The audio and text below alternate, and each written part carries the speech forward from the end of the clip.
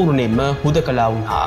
දවන්ත ත්‍රස්ත ප්‍රහාරක බලකායක් අන්ධකාරයේ ආවරණය යටතේ අවට වනාන්තර හරහා මුළුතියු කඳවුර මේ වෙනකොටත් වටකර ඇති බව කවුරුත් දැන සිටියේ නැහැ. ඉන්පසුව වේලුපිල්ලේ ප්‍රභාකරන්ගේ පෞද්ගලික අධීක්ෂණය සහ ත්‍රස්ත නායක කර්නල් බාල්රාජ්ගේ උපායගණ යටතේ LTT නොනවතිනු රැල්ල පළමුවන මෙහෙයුම නොහොත් ඔයත් අලේගල් පළමු මෙහෙයුම දියත් කරා.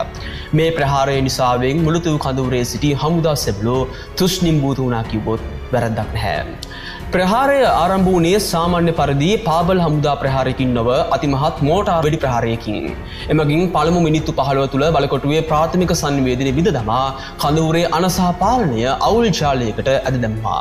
චාල්ස් ඇන්තනී සහ ජයන්තන් බලකායන්ට නායකත්වය දෙමින් LTT සංවිධානයේ ඉහළ පුහුණුවලත් LTT සමාජිකයන් 2000කට අධික පිරිසක් පෙරමුණු 3ක් යටතේ මේ කඳවුරට පහර දුන්නා.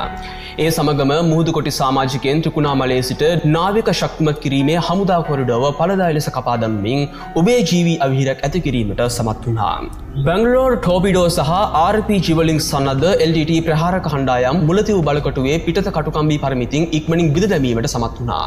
ඒකාබද්ධ සංවේදනයේ අහිමි වූ ශ්‍රී ලංකා හමුදාව නොනවතින වෙඩිවරුසාවක් යටතේ සටන් කරමින් කෙසේ හෝ මුලතිව් පාලනය තමන් අතට ගැනීමට උත්සාහයක් දරමින් සිටියා. කඳවුරේ ආරක්ෂක වලලු වේගින් බිඳ වැටුණා.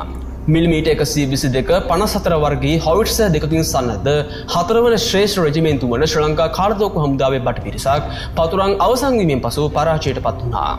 ත්‍රිවිධ පහර මෙහෙයුම ගලවා ගැනීමේ මෙහෙයුමක් දියත් කරමින් ඔපරේෂන් ත්‍රිවිධ පහර යටතේ විශාල මෙහෙයුමක් හමුදා නායකත්වයේ විසින් දියත් කර තිබුණා. කර්නල් AF ලෆීර් මහතා විසින් මෙහෙයවන ලද විශේෂ බලකාර රෙජිමෙන්තුවේ බට පිරිස් සහ කමාන්ඩෝ රෙජිමෙන්තුවේ බට පිරිස් හෙලිකොප්ටර් මගින් බැස යාමට නියමිත වුණු අතර කඳවුරට දකුණින් පිහිටි අලම්පීල් වෙත රණවිරු වැනි නාවික යාත්‍රා හරහත් මුහුදෙන් තවත් හමුදා සෙබළුන් ගොඩ බැසීමට නියමිත වුණා. ගලවා ගැනීමේ මෙහෙයුම අයහපත් කාලු ගුණය රළු මුහුද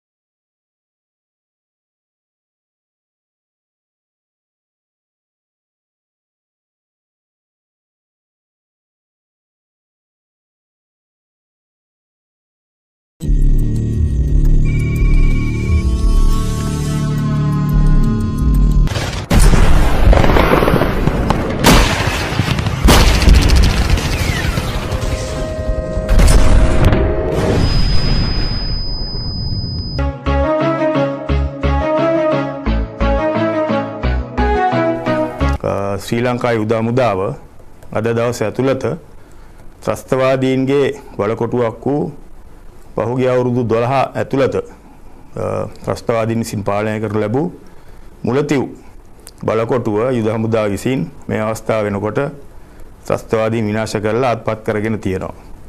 ඒ ජයග්‍රහණය අපි ඉතා සතුටින් සියලුම ශ්‍රී ලංකා වාසීන්ට ප්‍රකාශ කර සිටිනවා.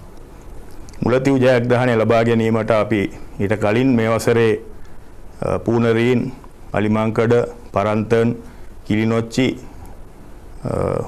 ධර්මපුරම්, රාමනාථපුරම් වැනි ඊටාම බලගත් ස්ථාන කීපයක් ජනවාරි 1 වෙනිදා ඉඳලා අත්පත් කරගත්තා. ඒ ජයග්‍රහණ මාලාවේ අද සනිටුහන් කරපු ජයග්‍රහණය මුලතිව් ත්‍රස්තවාදී විනාශ කොට දීර්ඝ කාලීනව සටනක් කරගෙන ගොස් ඒ අවසානයේ සඳහන් කරවි මුලතිව් අපි යුද හමුදාව අද ජයග්‍රහණය කරා අපේ සම්පූර්ණ අපේ පාලනය යටතට පත් කරගත්තා. 1996 වර්ෂයේදී ශ්‍රී ලංකා හමුදාවේ විශාල ප්‍රමාණයක් කොටි සංවිධානය අතින් මරමුවට පත්වන්නේ මුලතිව් කඳවුරේදී. එදා සිට 2009 වර්ෂය වන තෙක් කොටි සංවිධානය සමත් වෙනවා මුලතිව් කඳවුරේ පාලනය තමන් අතර ගැනීමට.